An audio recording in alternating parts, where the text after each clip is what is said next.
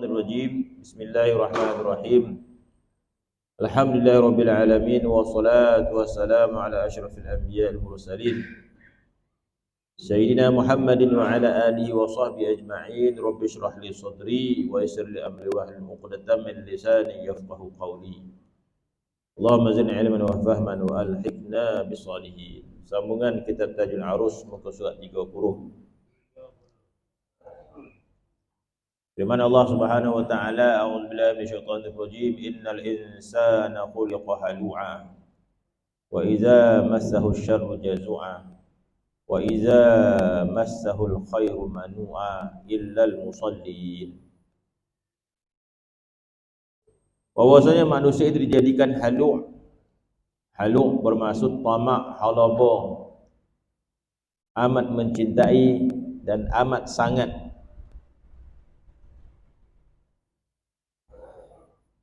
mengenai akan kejahatan susah, dan apabila mengenai akan dia kebajikan maka menegah daripada yang wajib. Sifat manusia itu halu, bersangatan cinta kepada hartanya. Wa iza massahu syarru jazu'a, apabila ditimpa kesusahan dia susah hati. Jazu' tersangat susah hati, jazu' tersangat susah hati.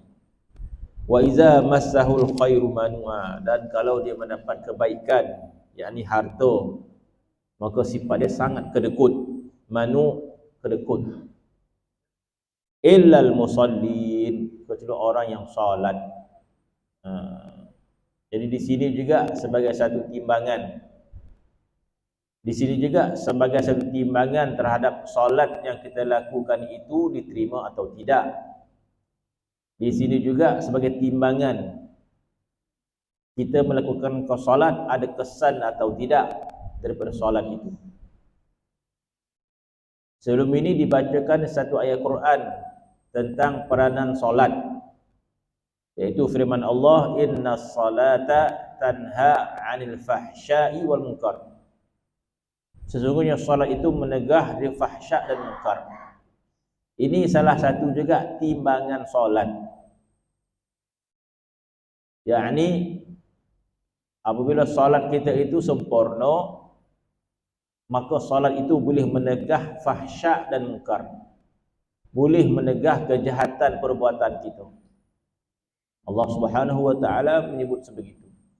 Sesungguhnya solat itu menegah tuannya daripada fahsya', daripada kejahatan dan juga kemungkaran. Jadi ayat Quran itu bermaksud kalau kita solat tidak menegah kemungkaran, bukan ayat Quran yang salah, kita yang salah. Kita yang salah, kita yang perlu perbaiki. Ataupun menggambarkan solat kita itu ada yang tak kena, ada yang tidak sempurna. Perlu kita perbaiki sehingga solat kita itu mampu menegah kita daripada fahsya' dan munkar. Begitu juga ayat Quran yang kita baca, innal insana khuliqa halu'a. Manusia itu dijadikan dengan bersifat halu'. Halu' ini bersangatan cinta pada harta, takut kehilangan harta, itu halu'.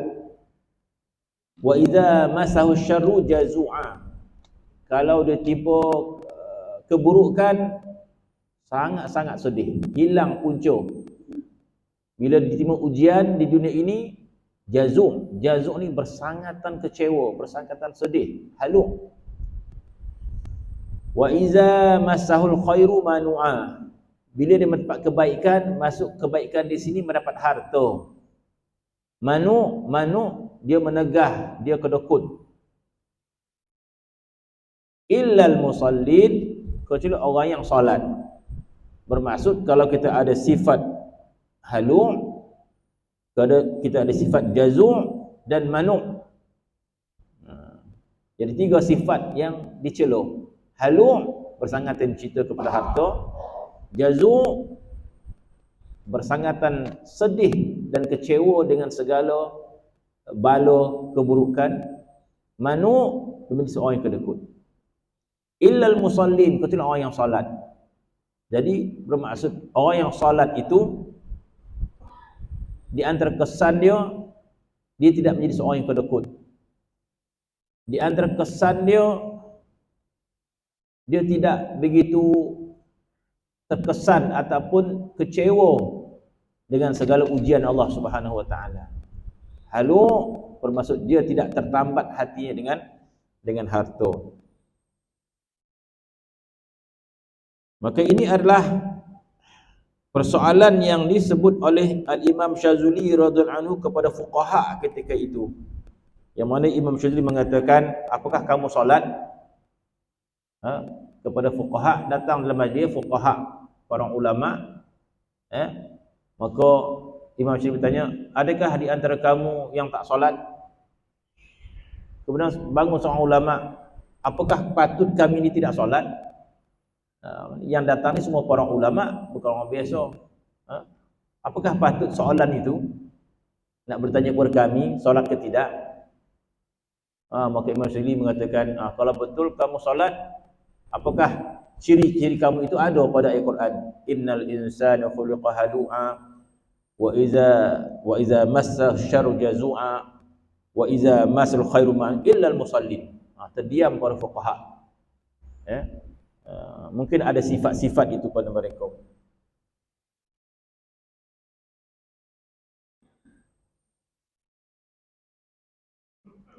Maka adalah kamu seperti demikian itu apabila mengatakan kamu kejahatan dan bala tiada kamu terkejut dan susah, dan apabila mengenai kamu akan kebajikan dan banyak harta engkau tidak menegahkan akan haknya, manakala mendengar mereka itu akan perkataan Syekh Al-Imam Syazuli radhiyallahu anhu, diam semuanya.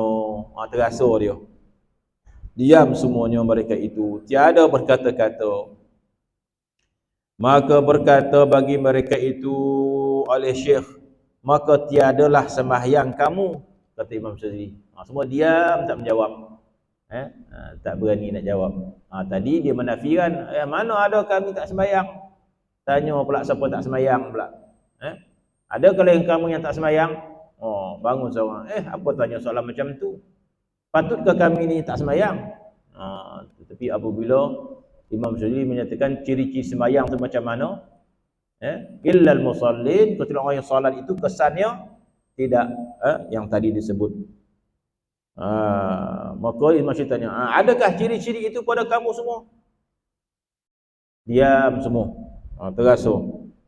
Maka tiadalah sembahyang kamu kalau macam tu, kata Imam Syazili. Maka tiadalah sembahyang kamu akan solat itu, sesungguhnya bahawasanya habis. Kemudian sesungguhnya bahawasanya mengasihi ni mengasihi memberi, mengasihi memberi. Sesungguhnya memberi kurnia Allah, sesungguhnya bahawasanya memberi kurnia Allah atas kamu dengan taubat. Bermaksud apabila kita bertaubat kepada Allah Subhanahu wa taala, itu adalah kurniaan Allah kepada kita. Kurniaan Allah kepada kita. Makna kata sepatutnya lah kita berterima kasih pada Allah Subhanahu wa taala. Bila Allah Subhanahu wa taala buka pintu hati kita bertaubat, ini adalah kurniaan Allah kepada kita. Jangan kita perasan kita baik pula. Kurniaan Allah kepada kita. Allah taala membuka pintu hati. Kurniaan daripada Allah. Berterima kasih kita kepada Allah Subhanahu wa taala. Kalau digerakkan lidah kita ini beristighfar. Bahawasanya mengasihi kurnia Allah atas engkau dengan taubat. Maka barang siapa dikurniakan akan dia oleh Allah. Jadi yang kita tahu, kita beristighfar, kita bertaubat. Dia dah menyesal dah, dia dah bertaubat dah. Jadi kata-kata sebegini juga belum selamat. Kata-kata macam ni juga belum tentu selamat lagi. Sebab apa? Dia akan masuk juga ujub di situ. Dia akan masuk ujub juga di situ. Dia dah bertaubat dah, dan banyak istighfar, dah bertaubat. Dan mula-mula akan masuk lintasan andal dan urusan ni. Dapat dan bertaubat ke sana. Dah. Dalam waktu dia berasa, dia perasan dia. Kenapa di sini apabila kita tidak melihat bahawa taubat kita itu juga kurniaan daripada dia. Jadi kalau taubat kita juga kurniaan dia, walaupun kita bertaubat, kita masih lagi rasa takut. Kenapa? Kalau Tuhan tahan kurniaan itu, maka tak bertaubat kita. Macam orang bagi duit lah, dapat apa? Dapat bonus, dapat apa? Bantuan tu. Bantuan kerajaan tu. Kan? Ada bantuan bulanan, kan? Walaupun dalam keadaan kita menerima bantuan, masih takut lagi. Takut apa? Takut ke bulan depan potong makna tak adalah kita berbangga dan tak masalah. Tiap-tiap bulan orang bagi dan mana itu tak sadar diri. Sebab bantuan daripada orang. Belum tentu lagi bulan ni kita dapat, bulan depan belum tentu lagi kita dapat. Sebab ketentuan bukan atas kita. Bukan kita yang menentukan. Orang atas kita menentukan. Jadi walaupun orang tu mendapat bantuan, masih lagi ada rasa takut dan bimbang. So, bulan ni dapat, bulan depan entahlah. Kau tukar kerajaan, lain nak cerita kan. Mana masih lagi ada bimbang. Dengan manusia tak ada masalah. Tetapi dengan Allah Subhanahu Wa Taala, benda sebegitu pun Tuhan perhatikan. Dengan manusia orang tak kisah pun kita bimbang tak bimbang lah. Bila orang nak bagi duit, dia bagi duit lah. Kita risau tak risau, itu bukan persoalan dia. Tetapi Allah Subhanahu Wa Taala memerhatikan amal kita sampai ke situ. Bermaksud ketika mana kita melakukan kebaikan, Allah telah perhatikan kita. Kita merasakan kebaikan kita itu datang daripada kita semata-mata, atau kita menyaksikan kebaikan itu datang daripada Allah Subhanahu Wa Taala, itu pun Tuhan perhati. Itu pun Tuhan perhati. Apabila kita merasakan kebaikan itu datang daripada kita, maka di sana akan masuk benda yang tidak baik kepada diri kita. Nama dia perasan. Nama dia ujub. Di antara penyakit orang taat adalah ujub. Ujub, andal dan kosana ya. Andal sadap suara dan baca Quran kosana. Dia tak cakap kita dengan orang. Dia perasan sendiri je. Handal ni kosana. Rajin dan tengok orang semua tak mampu beramal dan seorang yang handal dan kosana. Itu ujub. Di mana ujub ini merosakkan amal kita, maka Allah Taala tidak menerima amal tu. Nama dia ujub. Termasuk istighfar. Mana apabila kita beristighfar, masih lagi terdedah dengan kebinasaan amal itu. Ditakuti ketika beristighfar, kita bertaubat, masuk juga ujub dalam tu. Handal dan kosana, sejahat-jahat makin baik jadi sekarang ni. Orang lain tak dapat macam ni dah. Dia melintah-lintah dalam hati itu. Itu nama dia khawatir. Khawatir. Khawatir ini juga diambil kira oleh Allah Subhanahu Wa Taala. Kita ambil kira.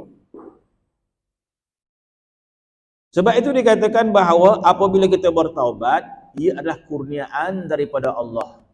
Jadi bermaksud apabila kita beristighfar, yang kita nampak baik itu adalah Allah, bukan kita. Jadi seolah-olah bila kita terlafaz taubat dan istighfar, maka kita mengatakan, ya Allah, betapa baiknya dirimu ya Allah kerana mengurniakan aku taubat. Terima kasih ya Allah kerana gerakkan lidah aku taubat ya Allah. Engkaulah yang baiknya ya Allah kerana menggerakkan lidah aku taubat. Maka nama dia syukur. Syukur tak ada nikmat. Ini nikmat, taat pun juga nikmat, iman juga nikmat, Islam juga nikmat. Maka kita mensyukuri nikmat Allah Subhanahu Wa Taala. Bukankah Allah Taala menyebut wa la in syakartum la azidannakum wa la in kafartum inna azabi lasyadid. Sekiranya kamu bersyukur, kami tambah. Jadi macam mana cara kita nak jaga nikmat? Selalu kita berbicara tentang nikmat, duit, harta, kesihatan, itu sahaja. Selalunya bila kita berbicara tentang nikmat, maksud nikmat yang kita nak sebut, kesihatan, duit, harta. Dapat bonus je, duit, beli kesyukuran. Eloklah tu. Sebab kita dah baca Al-Quran, wala in syakartum la azidannakum. Kalau kamu syukur akan tambah. Jadi kita baca juga Quran tu. Jadi bila dapat naik gaji buat kunjung syukuran. Contoh dia kan, alhamdulillah lah. Ya. Supaya apa? Jangan hilang kotor tu nanti. Tapi kita melihat nikmat itu bab harta saja. Kita tidak melihat nikmat itu berbentuk iman, berbentuk takwa.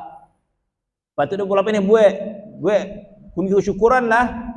Kenapa? Dah berhenti buat maksiat dah. Tak pernah pula buat macam tu dah. Tu kejut orang. Kenapa? Sebab kita baca taubat juga merupakan nikmat kurniaan daripada Allah Subhanahu Wa Taala. Bahkan akhirat nanti kalau kita bandingkan nikmat taubat dengan nikmat bonus yang kita dapat, tak ada nilai pun harta yang kita dapat di dunia berbanding nikmat hidayat daripada Allah Subhanahu Wa Taala. Manusia di akhirat nanti lebih bergembira dengan nikmat taat yang Tuhan kurniakan kepada dia berbanding dengan nikmat dunia yang Tuhan kurniakan. Itu di akhirat lah kita kata. Maka perlu melihat ianya juga adalah kurniaan daripada Allah Subhanahu Wa Taala. Maka barang siapa dikurniakan akan dia oleh Allah, maka hendaklah taubat engkau kepadanya, dan bahawasanya engkau perbuat dosa dan maksiat engkau kepada Allah Ta'ala 70 tahun. Contoh dia, sekiranya berbuat dosa maksiat kepada Allah 70 tahun, buat maksiat, maka bertaubat engkau kepadanya. Buat salah tu 70 tahun, 70 tahun buat maksiat, ya. Kemudian maka bertaubat engkau kepadanya pada nafsu ke nafas tu, nafas, pada nafas mungkin, bahasa Arab pun macam tu juga. Nafsu tu ada 3 maksud. Nyawa, nafsu tu, nafsu amarah tu, kemudian nafas juga, nafsu juga. Ini nafas. Kemudian kamu bermaksiat selama 70 tahun. Kemudian kamu bertaubat kepada satu nafas. Datang satu nafas kita bertaubat pada nafas engkau yang satu. Mana satu nafas yang dia bertaubat. Astaghfirullah. Dia buat maksiat berapa lama? 70 tahun. Maka bertaubat engkau kepadanya pada nafas yang satu. Satu nafas ya istighfar dia, maka Allah Ta'ala terima taubat engkau. Masya-Allah. Mana kata mana Allah Ta'ala boleh menerima taubat dengan satu nafas itu. Bukanlah maksud kita taubat satu nafas saja, kita bertaubat sebanyak-banyaknya kan. Jadi maksud Allah Ta'ala boleh terima. Maksud kalau dengan satu nafas itu, dengan penuh penyesalan, dengan penuh syarat-syarat taubat, Tuhan terima walaupun satu nafas. Tetapi ni kita satu nafas tu mungkin belum terima penyesalan yang belum lagi dan sebagainya.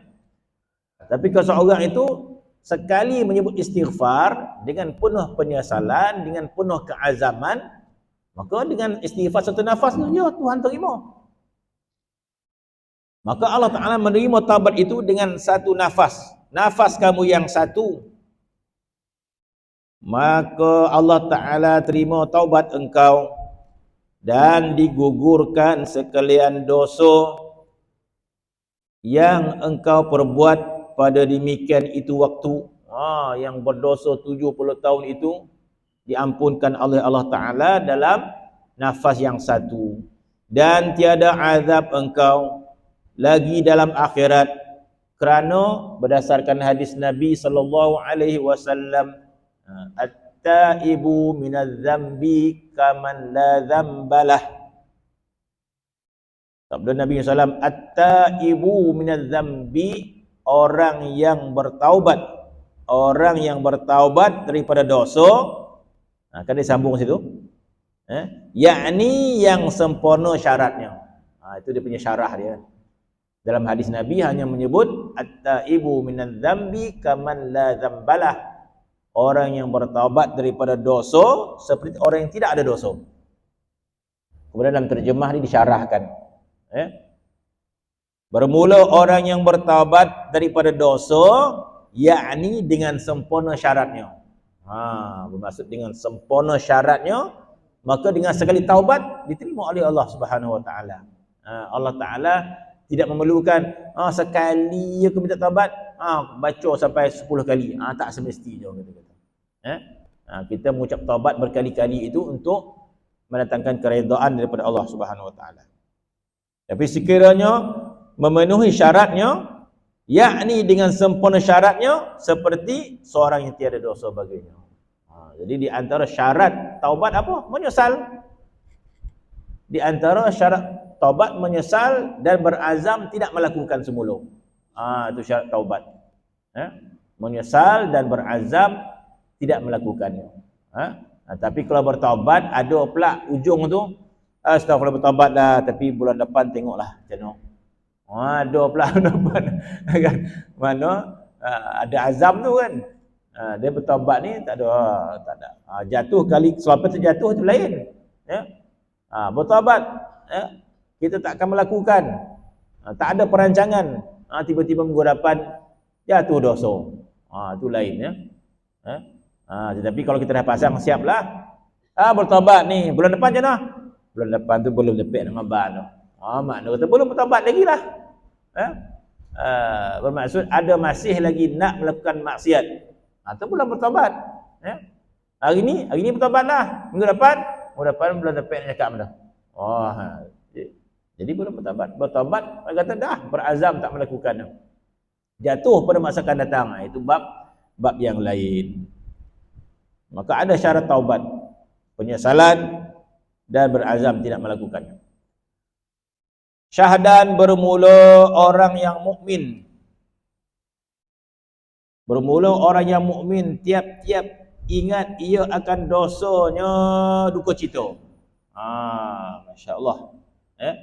Bermula orang yang mukmin tiap-tiap akan dosanya duka cita ia.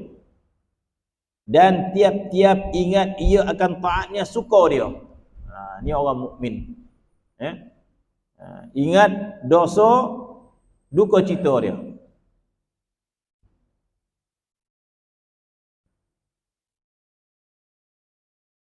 Bermula orang yang mukmin itu tiap-tiap ingat akan dosanya duka cita ia. Dan tiap-tiap ingat ia akan taatnya suka dia.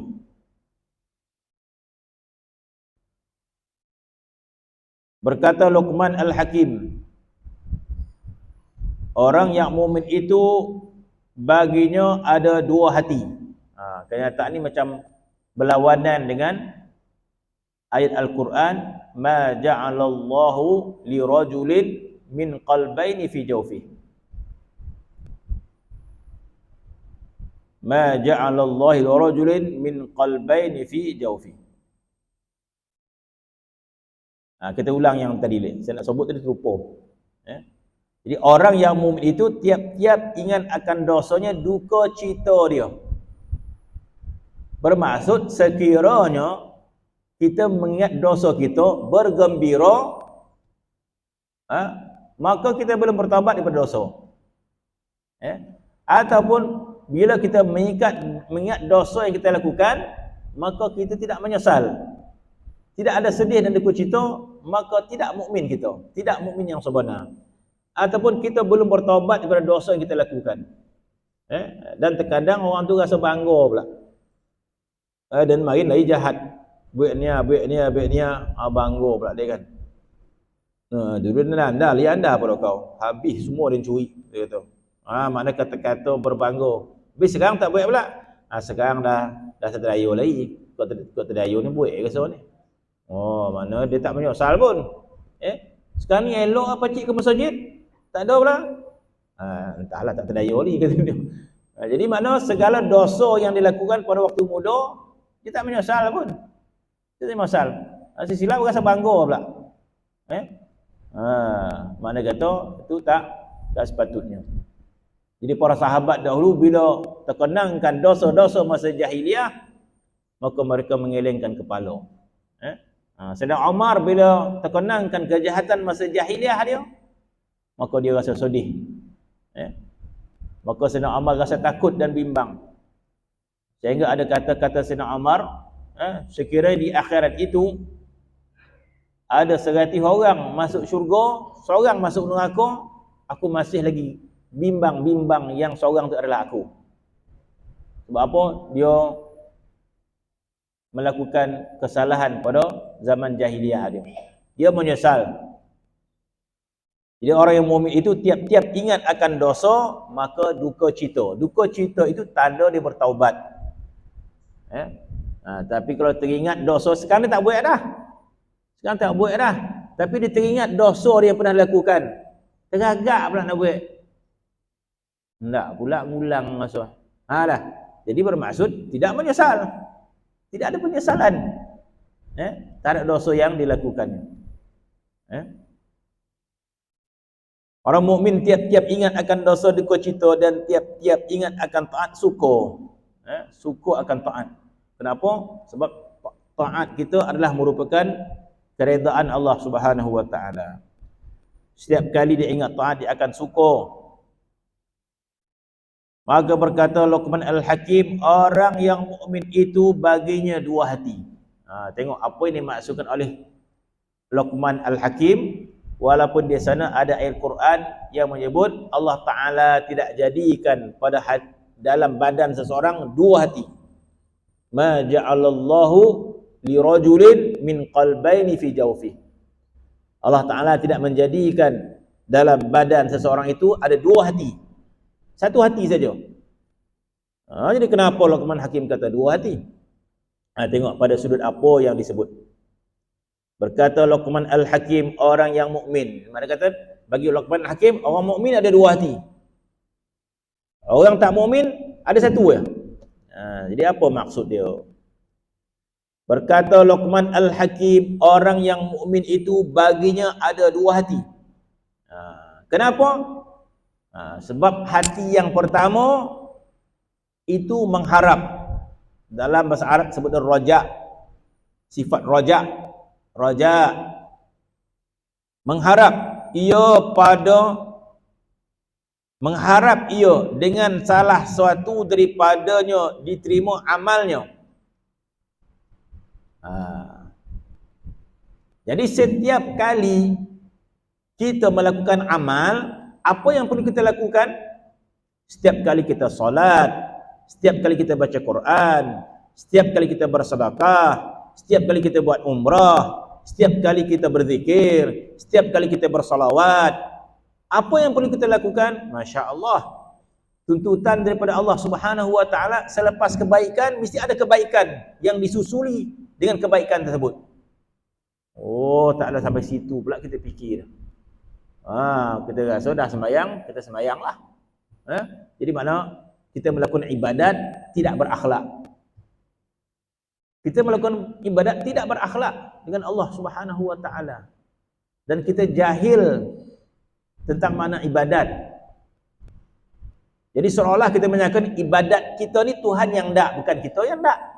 Beradab tak kita dengan Allah Subhanahu wa taala? Kalau begitu pemikiran kita, sembahyang kita bukan kita yang dak, Allah Taala yang dak. Kita tak dak dah. Jadi seolah-olah kita sembahyang Allah Taala yang ndakkan sembahyang tu. Itu kepahaman yang salah. Macam orang minta kita buat kerja lah, orang tu yang ndak kita buat kerja, kita tak ndak dah.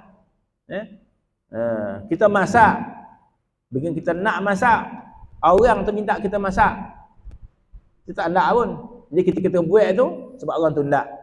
Jadi macam mana keadaan kita masak tu? Bila dah masak kita nak bona makanlah, gitu. Menyusahkan dan macam tu lah maksudnya. Kau nak marilah. Macam tu lah. Jadi seolah-olah kita semayang, dah ya Allah dia dah solat, dah ambil solat ni. Dia dah solat dah. Janganlah marah-marah dia, dia dah solat dah. Kan asar kan, disuruh pula asar. Asar apa kita solat, dah solat, ya Allah dia dah solat dah ya. Dia marah lagi habis ni. Jadi solat bukan kita yang memerlukan solat, Allah Taala memerlukan solat. Itu kepahaman yang salah. Bukan Allah memerlukan solat, kita memerlukan solat kita. Kita yang berhajat pada solat itu, bukan Allah Taala.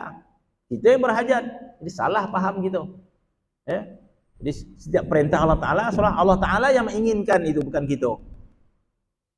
Sebenarnya kita yang memerlukan solat itu. Tanpa kepahaman sebegitu, bagaimana ketaatan yang menyusul selepas taat? Tidak mungkin. Ya. Apa dia perintah selepas taat? Iaitu berharap agar solat itu diterima oleh Allah. Itu menggambarkan kita sangat berhajat kepada solat tersebut. Ya. Sebagai contoh apa? Sebagai contoh, ya. Sebagai contoh, orang nak bagi kita markah. Guru nak bagi dia markah. Nak bagi markah ni apa? Nak bagi markah ni sebab dia nak lulus dan dapat keputusan cemerlang. Jadi kalau macam tu, guru yang berhajat atau murid tu yang berhajat kepada jawapan tu? Ya. Guru ni pokok kau lah jawab, dan nak ngajar. Kalau guru tak fikir dia kan, pokok kau lah jawab tak jawab. Jadi guru tak masalah, gaji masuk je. Murid jawab tak jawab, dia dapat apa dia dapat. Jadi jawapan tu yang berhajat siapa? Murid tu lah yang berhajat pada jawapan tu. Tak sepatutnya murid tadi bila dah jawab, guru ni nak pula jawab soalan, ambil lah. Kalau jawab kata dia, jangan balik, dah jawab baru balik. Jadi murid dia pun bongot lah, apa dia suruh jawab pula tu sejam pula tu. Dan tak ada ni dah, tapi guru ni minta juga, dia jawab jugalah. Nah, ambil lah. Nak suruh jawab juga, dah sudah ya. Dan nak balik, kata anak murid tadi kan, nak balik ke mandi sungai ni, nak berapa macam-macam ni kan, disuruh lah nak tulis jawapan dah. Jadi seolah murid ni dia faham bahawa jawapan tu guru dia yang nak, bukan dia tak nak pun. Jadi kefahaman yang salah. Jadi kalau murid yang sedar, dia faham, oh soalan ni, jawapan ni dia yang nak markah ni. Dia yang berhajat, maka dia buat sebab dia hajat. Kemudian bila dia menyerahkan jawapan tadi, apa yang perlu dilakukan? Dia berharap supaya diterima markah dia. Dia berharap supaya kerja dia diterima oleh guru dia. Barulah betul. Begitu juga kita dengan Allah Subhanahu wa taala. Bila kita memahami bahawa ibadat kita itu kita yang perlukan. Allah Taala berfirman, in ahsantum li anfusikum wa in asa'tum falaha. In ahsantum li anfusikum. Allah Taala berfirman, kalau kamu buat baik terhadap diri kamu. In ahsantum li anfusikum. Kita jaga solat kita yang dapat. Kita bersedekah dengan baik, sedekah kita dapat. Allah Taala tidak menerima manfaat daripada ibadat kita. Kemudian selepas kita melakukan ibadat, apa yang kita lakukan? Kita berharap kepada Allah agar ibadat kita diterima oleh Allah. Itu dipandang oleh Allah Subhanahu wa taala. Orang takkan nampak, yang nampak hanya Allah Subhanahu wa taala. Keadaan orang selepas ibadat sama ya. Lepas bagi salam, turun tangga, minum teh. Sama ya, lepas tu balik. Tapi yang berharap dan tak sama. Ada orang lepas solat dah terus sahaja, tak ada apa-apa berpengharapan kepada Allah, nak terima, tak terima sudah, dan dah buik dah. Jadi makna tak ada berharap apa-apa. Ada orang selepas solat hatinya berharap-harap kepada Allah, ya Allah terimalah solat aku, ya Allah terimalah solat aku, ya Allah. Maka ini nama dia berharap, ataupun istilah dia raja. Maka orang mukmin perlu ada yang ni. Luqman Al-Hakim memberikan istilah hati. Tetapi ada istilah yang lain dalam ilmu tasawuf disebut sayap. Maka disebut dengan istilah lain, orang mukmin itu perlu ada dua sayap. Mana mungkin terbang tanpa satu sayap, dengan satu sayap. Perlu ada dua sayap. Satu istilah disebut sayap raja, sayap khauf. Jadi orang mukmin perlu hidup dengan dua sayap. Perlu hidup dengan dua sayap. Bermaksud kehidupan kita di dunia ini adalah muamalah kita dengan Allah Subhanahu wa taala. Hidup kita di dunia ini muamalah kita dengan Allah Subhanahu wa taala. Kita bermuamalah dengan Allah dengan banyak perkara. Kita bermuamalah dengan Allah perkara yang wajib, saya semalam 5 kali. Kita bermuamalah dengan Allah perkara yang wajib, 5 kali kita bermuamalah kepada Allah Subhanahu wa taala. Apa muamalah kita dengan Allah Subhanahu wa taala? Solat kita akan menyebut lillahi rabbil alamin. usalli fardha subhi raka'ataini ma'muman lillahi ta'ala. Lillah, kerana Allah. Bermaksud yang wajibnya kita bermuamalah dengan Allah 5 kali. Kita muamalah dengan Allah Subhanahu wa taala. Tetapi sebenarnya dituntut kita bermuamalah dengan Allah sepanjang masa.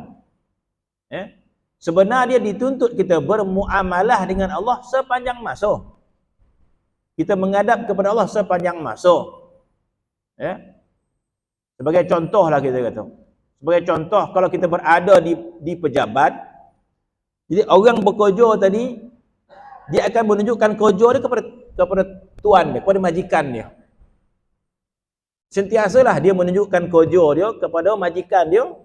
Sebab apa? Sebab dia sadar setiap kerja dia dinilai oleh majikan dia. Jadi setiap tahun dia naik pangkat.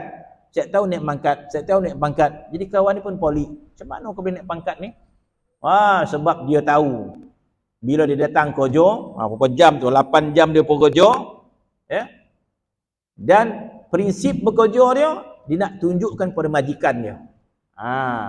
Mana dia datang pejabat, datang kerja, prinsip dia, kerja dia adalah menunjukkan kerja kepada majikan dia. Jadi kalau macam tu daripada A sampai Z lah, cara pakaian dia, cara bekerja dia, cara datang kerja dia, semua dia buat sebab dia tahu bahawa bila dia bekerja, maka dia nak tunjukkan kepada majikan dia. Apa pun dia nak tunjuk kepada majikan dia, cara dia. Waktu dia bekerja, cara dia rehat, cara dia bekerja, semua tujuan untuk menunjuk kepada majikan dia. Ada pekerja, dia tunjukkan kerja masa disuruh ya. Masa yang lain tak ada peduli dah. Marah ke tak marah tak. Dia menunjukkan kerja masa disuruh ya. Apa tugasannya? Minggu ni ada 3 tugasan contoh. Majikan dia bagi 3 tugasan dia. Dia tunjuk prestasi kat 3 tu ya. Yang lain tak pedulilah. Pakaian kau apa kau itu tak kisah dah. Jadi begitulah kita dengan Allah Subhanahu wa taala. Kita ini begitu lalai dengan Allah Subhanahu wa taala, kita menunjukkan kerja kita kepada Allah ketika solat 5 waktu itulah. Kita menunjukkan kerja kita kepada Allah Subhanahu wa taala. Waktu lain seolah-olah kita tidak menunjukkan apa-apa kepada Allah taala. Masa kita makan, masa kita berjalan, seolah-olah Allah taala tidak menilai kita dan kita tak nak pun tunjuk nilai kita kepada Allah Subhanahu wa taala. Sedangkan tidak sebegitu. Sedangkan sepanjang masa kita menunjukkan nilai kita kepada Allah Subhanahu wa taala. Jadi seolah-olah sedangkan Allah taala menilai. Orang sedar tak sedar Allah taala menilai. Sepatutnya kita melakukan, ya Allah, sekarang ini aku bergerak ke pasar ya Allah, engkau nilailah pergerakan aku ya Allah. Sekarang ini aku membeli bola ya Allah, engkau nilailah. Jadi sentiasalah kita menunjukkan prestasi kita kepada Allah Subhanahu wa taala. Maka jadi baiklah. Tiba-tiba tersalah kita melakukan amal kita, tak ada masalah, bukan tak ada masalah. Bermaksud kita hadapkan juga kepada Allah taala. Ya Allah, pada hari ini ya Allah aku tidak melakukan taat ya Allah. Bermaksud kita mengadu kerja kita kepada Allah. Ya Allah, hari ini kuranglah amal aku ya Allah. Kita tetap mengadu kepada Allah Subhanahu wa taala. Jadi seorang pekerja yang baik, dia tetap mengadu kepada majikan dia. Kerja dia sempurna pun dia mengadu kepada majikan dia. Kerja tak siap pun dia mengadu kepada majikan dia. Masya-Allah, kalau majikan yang baik hati, dia suka pekerja macam ni. Sebab apa? Sebab kerja tak betul pun dia datang mengadu juga, minta maaf dan sebagainya, dan berazam nak selesaikan. Tuan, dia kata, minggu ni saya tak sampai nak buat lah, dia kata. Minta maaf pada mana lah. Daripada pekerja yang lain, panggil pun tak datang. Kan? Kerja siap tak siap pun dia tak bagi tahu, dia tak boleh buat kerja, lari saja daripada majikan dia. Yang ni lagi teruk. Ada pekerja yang tak sempurna kerja dia, tapi dia datang mengadu kepada ketua dia. Minta maaflah tuan, kau ni tiap minggu pula tak selesai. Minta maaflah kata dia. Tapi bagi ketua, bagus juga dia ni. Sebab apa? Sebab dia datang juga mengadu kekurangan yang ada dia. Begitulah Allah Subhanahu wa taala. Allah Ta'ala mengetahui kekurangan kita. Tetapi masalah dia, kita tidak mengadu kepada Allah Subhanahu wa Ta'ala. Kita banyak kekurangan, tetapi kita tidak mengiktiraf di hadapan Allah Subhanahu wa Ta'ala. Bermaksud kita ini bermuamalah kepada Allah setiap hari.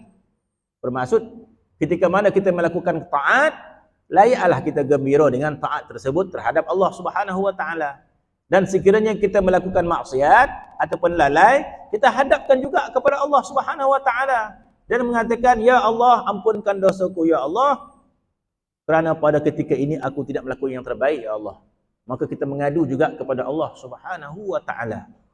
Bila kita mengadu kepada Allah, sudah pastilah dengan penuh pengharapan. Macam pekerja tadi, kerja dia tak siap, maka datang ketua dia bukan dengan sombong dan belagak. Dia datang ketua dia dengan muka apa? Muka kesian dia. Dengan minta maaflah tuan, jangan pecat saya. Minta maaflah dengan penuh keinginan, dengan penuh pengharapan kepada ketua tadi. Syukurlah ketua dia. Begitulah Allah Subhanahu wa Ta'ala, Allah Subhanahu wa Ta'ala. Sebab itu dalam kitab Hikam dia menyebut, berapa ramai orang yang maksiat tetapi datang kepada Allah dengan kehinaan. Bermaksud kita buat maksiat tapi kita menghadap kepada Allah Subhanahu wa Ta'ala dan kita mengatakan, ya Allah, ampunkan dosaku ya Allah, aku telah melakukan kesilapan. Sebab itulah kita Hikam mengatakan, rubbal ma'siyah yurathu zallan. Berapa ramai ahli maksiat tetapi datang kepada Allah Subhanahu wa Ta'ala dengan penuh kehinaan, dengan penuh pengharapan, khairun min at-ta'ah yurithu kibir. Lebih baik daripada orang yang taat tetapi mewarisi takabur. Sebab ahli taat yang diiringi taat dengan ujub dan takabur, itu dia menjauhkan dirinya daripada Allah Subhanahu wa Ta'ala. Pada zahirnya mendekatkan diri kepada Allah, pada hakikatnya dia menjauhkan dirinya daripada Allah Subhanahu wa Ta'ala. Sebab itulah kita Hikam mengatakan, orang yang berdosa menyebabkan dia rasa hina diri, dia menghadap kepada Allah Subhanahu wa Ta'ala dengan penuh kehinaan. Ini lebih baik daripada ahli taat mewarisi takabur. Bermaksud takabur, dia memisahkan dirinya daripada Allah Subhanahu wa Ta'ala. Maka kata Luqman Hakim, orang mukmin itu baginya ada dua hati. Padanya mengharap ia dengan salah satu daripadanya diterima amalnya. Bermaksud amal kita, selepas amal kita hubungkan amal kita dengan Allah Subhanahu wa Ta'ala. Dan takut ia dengan salah satu daripadanya bahawa tidak diterima. Jadi dua-dua ni kena ada.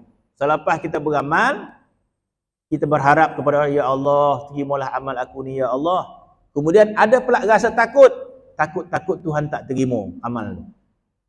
Jadi dua-dua ni Allah Ta'ala menilai. Kalau ada dua ini di antara adab kita dengan Allah Subhanahu wa Ta'ala. Dalam masa sama kita berharap, dalam masa sama kita takut. Berharap itu, berharap amal kita diterima oleh Allah Subhanahu wa Ta'ala. Rasa takut amal kita tidak diterima oleh Allah Subhanahu wa Ta'ala. Terima ke tidak. Jadi bila rasa takut, kita akan berharap. Bila takut amal kita tidak diterima, maka kita berharap amal kita diterima. Dua-dua itu akan membawa kita kepada Allah Subhanahu wa Ta'ala secara maknawi. Maknawinya kita dibawa kepada Allah Subhanahu wa Ta'ala. Bila kita tidak berharap, kita menjauhkan diri kita daripada Allah Subhanahu wa Ta'ala. Kita tidak berharap kepada Allah. Maka Luqmanul Hakim mengistilahkan sebagai dua hati. Adapun para ulama yang lain istilahkan sebagai dua sayap. Jadi kata mereka, orang mukmin perlu ada dua sayap. Sayap roja, jinahani. Dua sayap. Sayap roja, sayap khauf. Pada setiap amal kita. Begitu juga dengan dosa yang kita lakukan. Ada roja, ada khauf. Dosa yang dilakukan ada roja di situ. Ada pengharapan. Apa pengharapan? Pengharapan kita agar diampunkan oleh Allah Subhanahu wa Ta'ala. Jadi bermaksud pada hakikat dia sama, pada hakikat sama. Taat dan maksiat pada hakikat dia sama. Sama nilai dia. Kenapa? Sebab taat tanpa raja tidak bernilai. Ketaatan tanpa raja tidak bernilai taat tersebut. Sebaliknya, maksiat adanya raja maka bernilai. Ni jangan salah faham. Ya? Jangan salah faham pula. Kita buat maksiat je. Ya? Oh, nampak maksiat tapi di sini ada raja dan khauf. Gitu. Kau nampak di masjid tu? Ada raja tak? Ada raja ke kulut. Itu raja lain. Ya. Mana pada hakikat dia seolah macam sama. Taat dan maksiat seolah macam sama. Sama dari segi apa? Sama pada segi taat juga memerlukan raja dan khauf. Maksiat juga memerlukan raja dan khauf. Jadi apabila kita melakukan maksiat, maka maksiat itu menghasilkan pengharapan kita kepada Allah, mengharap dosa kita diampunkan oleh Allah Subhanahu wa taala. Takut dosa kita tidak diampunkan oleh Allah Subhanahu wa taala. Dan Allah Subhanahu wa taala tersangat suka ni. Tersangat suka keadaan ini. Sehingga ada hadis. Jadi hadis itu kena faham betul-betul. Hadis itu nak menggambarkan betapa sukanya Allah taala kepada ahli maksiat yang bertaubat. Maka disebut hadis tersebut, sekiranya ada satu kaum yang taat pada Allah Subhanahu wa taala dosa langsung, maka Tuhan tak suka kepada kaum tu. Maka Tuhan hapuskan kaum tersebut. Maka Tuhan zahirkan satu kaum yang bermaksiat dan mereka bertaubat pada Allah Subhanahu wa taala. Jadi hadis tu kena faham betul-betul. Jangan kita pula praktik pula. Dan baca hadis tu. Kalau taat ini Tuhan tak suka. Sesekali tak payah datang dalam masjid ni. Supaya kita bertaubat. Itu salah faham dia. Sebab kita kalau tak buat maksiat pun tetap banyak kesalahan pada Allah Subhanahu wa taala. Sebab kita ni banyak salah. Nabi sebut hadis dia, kullu ibnu Adam khata. Setiap anak Adam banyak buat salah. Dia kata. Kalau kita tak mencuri pun banyak kesalahan kita dengan Allah Subhanahu wa taala. Salat kita banyak salah dengan Allah Subhanahu wa taala. Tak payah kita mencuri pun. Dengan salat kita pun kita dah berdosa kepada Allah Subhanahu wa taala. Maka macam mana cara segala kesalahan kita dengan Allah Subhanahu wa taala? Dengan cara bertaubat. Dengan cara berharap. Dengan cara rasa takut pada Allah Subhanahu wa taala. Dengan cara kita mengharap keampunan kepada Allah Subhanahu wa taala. Maka katanya mengharap ia dengan salah satu daripada diterima amal dan takut ia dengan salah satu daripadanya bahawa tiada diterima ia daripada amalnya. Umpama jikalau ditimbang, kalau boleh timbang khauf ni rasa takut. Rasa takut amal tak diterima, ataupun kalau dosa, rasa takut dosa tidak diampun oleh Allah Ta'ala. Maka ini satu ibadat. Jadi ibadat. Dia kembali jadi ibadat. Dosa, rasa takut dengan dosa kita tidak diampun oleh Allah Ta'ala, maka jadi ibadat. Berharap agar dosa kita diampunkan oleh Allah, maka jadi ibadat. Sebaliknya pula, taat tidak berharap diterima, maka jadi maksiat pula pada hakikat dia.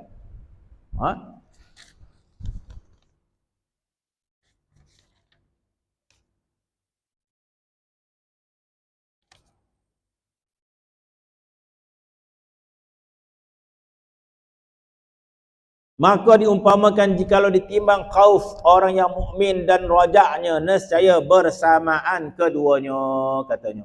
Jadi bermaksud perasaan rajak dan khauf ini ada setengah kata sama, dan setengah ulama kata tak sama. Rajak dan khauf kita tak sama. Ada ulama kata sepatutnya sama. Sama saja, rasa takut, rasa berharap sama. Jadi selepas kita melakukan solat, kita berharap solat kita diterima oleh Allah Ta'ala. Dalam masa sama, kita takut solat kita tidak diterima oleh Allah Ta'ala. Perasaan berharap dan takut itu macam mana? Kata sama saja. Orang mukmin. Sebagian ulama kata tak sama. Bermaksud tak mungkin sama. Berharap dan takut tidak sama. Bahkan ulama membahaskan dengan panjang lebar bab khauf dan raja ini. Sehingga ulama mengatakan bahawa khauf dan raja pada diri kita itu tidak sama. Terkadang rasa takut lebih besar daripada rasa berharap pada Allah Subhanahu wa taala.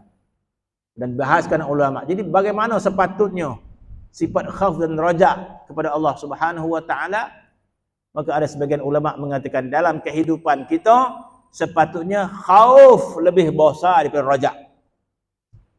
Kecuali ketika nak mati, maka kita nak mati, maka besarkan raja daripada khauf terhadap Allah Subhanahu wa taala. Itu panjang perbahasan dia di antara khauf dan raja kepada Allah Subhanahu wa taala. Wallahu taala alam. Bismillahirrahmanirrahim. Rabbil alamin wa salatu